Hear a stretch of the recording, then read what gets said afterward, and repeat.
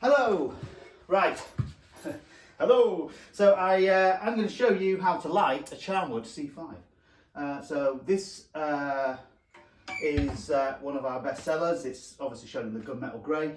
We have other colours, and you'll find that most of the Charmwoods operate in the same way. They feature a stay-cool handle.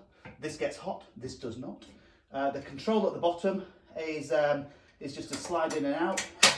Pulled fully out, you've got what we call the boost setting, which is what they get to get the fire going initially. The first click is high and then the second click is low. And that's basically it. Very simple operation.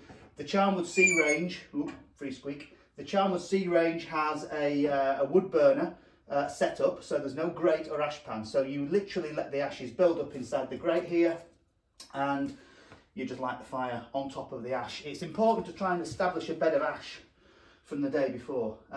Little bit of a backward way round, but I'm going to show you the glass cleaning method. So we get a damp cloth now, and we dab it in the ash, and we wipe it on the glass like so, and literally the ash builds up a little bit of an abrasive, light abrasive texture, creates a bit of a paste, and I'm not making it up, I promise this is true.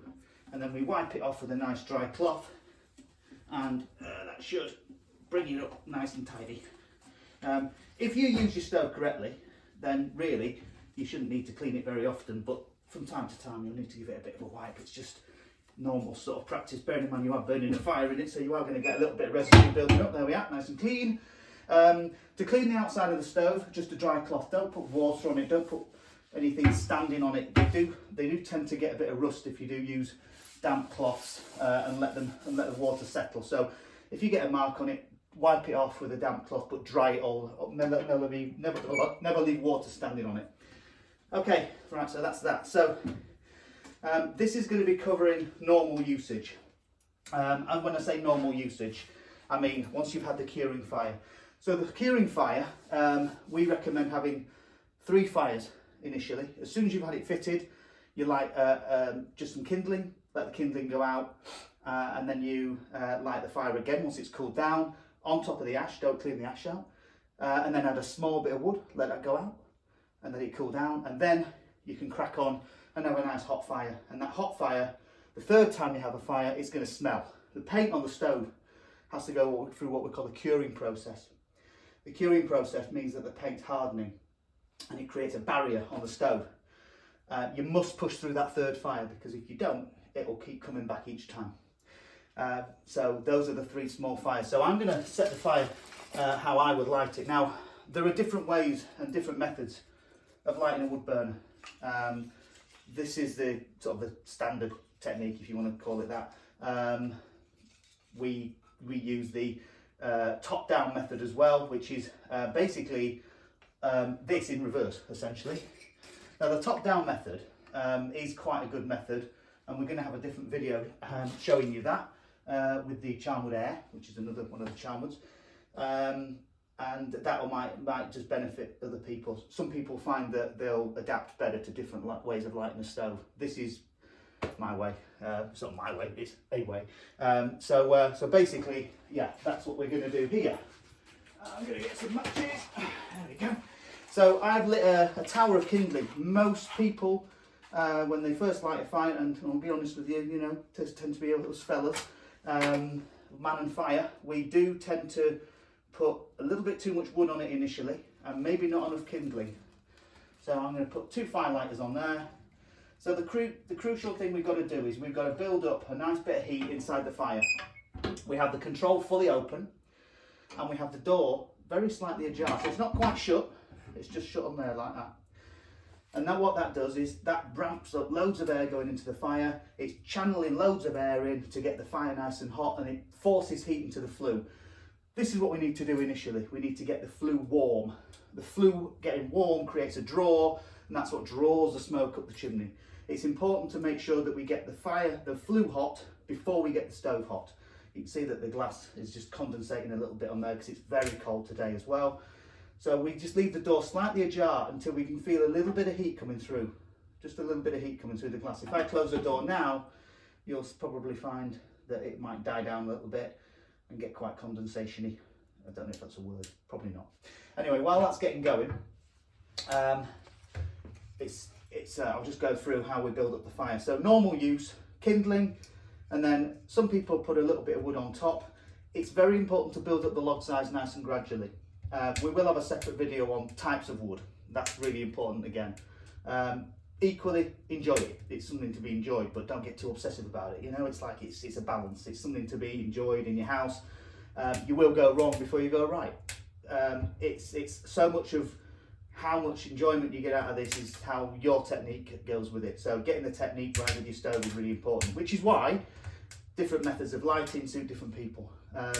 For example, the thermometer you'll see on here, some people find these quite useful because they indicate the best operation zone. I think they're a really good idea, particularly if you've not used a stove before or you've migrated over from an open fire, because you use them in a very different way. So the thermometers here, once a little red mark comes up to the best operation zone, that's where you want to try and keep it in that zone if you possibly can. Again, if you don't, it's not a big deal, but try and predominantly keep it in the best operation zone. Getting it too hot means the stove's working less efficiently. You're losing heat up the chimney and it's putting the stove under a lot of pressure with the extra heat. Not having it hot enough like it is now, which obviously you'd understand as you've just lit it, means that your flue's not hot enough and it's not burning efficiently. You tend to suffer from a dirty glass that way. So I'm going to close the door now, let the kindling get going a little bit, and then the most important thing when you're setting a fire going is to build up the log size gradually. So you've got the kindling, you've got the fire lighters. Your kindling's going nicely now. It's getting a little bit of heat through the glass, and then we're starting to build up the log size. So you'll see that we're going from this to this to this, that sort of thing. Keep the logs reasonably small. You're better to burn 2 smaller logs than 1 large log. If you put a big log on it, it'll put the fire out. It's a little bit like the oven. You put the oven on, you put a big piece of beef in the oven's not hot, it won't cook the beef. It's that sort of simple sort of technique really. When we open the door a little crack, let the fire catch up and then open the door. We place our wood on a little tower there and we close the door. By cracking the door a little bit first, it prevents smoke entering the room. So many people comment on smoke entering the room. It's because you're opening the door too quick, the flue's not warm yet, I can still touch that, shouldn't be able to, should be very hot. So as the stove's warming up and you're opening the door, you're getting smoke billowing into the room and you're sat here and you're breathing it in and it's not good. So by opening the door a little crack first, it just enables the fire to catch up, and then we open the door and not a thing, perfect. Okay, so that's that. So we're going to let that get going a little bit first, and then I'm going to talk a little bit about maintenance. So as I said before, the glass, damp cloth, dab it in the ash, wipe it on the glass. Leave the ash to build up, but not too much. If it starts to spill out when you open the door, give it a bit of an empty. You get these little shovelly things. A dustpan is perfectly okay. Obviously when it's cold, in a box or a bin. The metal bins, little metal things like these here are great. You can get a lid on and you can take those outside and empty them on your roses or whatever. But yeah, keep the ash in the bottom, leave some ash in the bottom there. The fire bricks in the back of the stove are made of something called vermiculite. I'm going to open the door again, nice and gently. So you'll see inside here, the fire bricks are kind of a cream colour. When the stove is operating correctly, they will stay cream. They'll stay light. If it's not happy, they'll go black. If the stove is happy, the glass stays clean. And if it's not happy, it'll go black. It'll go black because you've not got enough heat going into the fire and your logs maybe either too big or damp. Do not burn damp wood. Wood is recommended to be a moisture content of less than 20%, ideally 15%. And that is usually kiln dried wood, which is consistently dry. Incredibly important how to store it. Again, we're going to have a different video on logs and wood and storage and all that sort of thing, so we'll go into that in a little bit more detail. However, you can hear the little ticking now, which again is completely normal, and that's because the stove is warming up and it's getting up to temperature. The needle's on its way up a little bit there, so we are getting there. So really, the process being lighting the stove is as simple as that. Very simple. Kindling, fire lighters, small pieces of wood. Crack the door before you open the door. Place your wood on it. I'm not going to do that now because I'm not going to be here for much longer. It's freezing.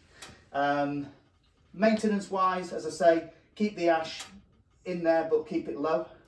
Be careful of the fire bricks. If you get a crack or a scratch or get damaged, don't worry. If they actually break, then they do need replacing. We highly recommend getting these things serviced on a regular basis. And when I say regular, every year. Part of your chimney sweeping. Very important to get the chimney swept. Fundamentally important to get your chimney swept. It does come down to your warranty. If you don't get the chimney swept on an annual basis, the manufacturer's warranty is potentially going to be affected, as well as the flue liner warranty as well. So very, very important to get them swept. And try and remember to sweep it in the summer, because everybody rings us in the winter and they want their chimney sweeping the next day, and there's a 3-month wait. So let us know. Try and think ahead if you can. At the back of the stove here, obviously I'd usually reach down and when it's cold, there's a serial number on a plate. Usually that's on the back of the stove. Sometimes we remove it if the stove's got a little bit minimal clearance. That's got the serial number on there. You can register the guarantee using the little QR code that's on the top of the badge there. You just open your phone up and it'll take you straight to the website, or you can do it via your paperwork. I say, just to reiterate, the first curing fire, you light your fire the first time just with kindling, no logs. The second, and let it cool down. The second time you light it with this sort of amount of wood here, and then let it cool down. The third time you can really get it nice and hot and start to add wood following this bit here. Get it nice and hot, leave the control fully out on the boost setting for that entire duration of the fire, and periodically just open the door just a little bit just to free up any paint that's sticking to the fire rope. Again, speaking of the fire rope here, the rope that fixes the door on here, this must be intact. If this falls off and becomes ineffective or frayed, it means that you're going to burn your stove so hot and so quickly that can put the stove under an awful lot of strain. So it's important to make sure that the fire rope is always intact. If it becomes unattached, get some new rope. It's quite simple to put it on. You need rope and glue, or again, part of your servicing. But don't ignore these things, it's important. And that, I think, is about that. If you have any questions, bob us a comment or drop us an email. Other than that, enjoy. Thank you very much.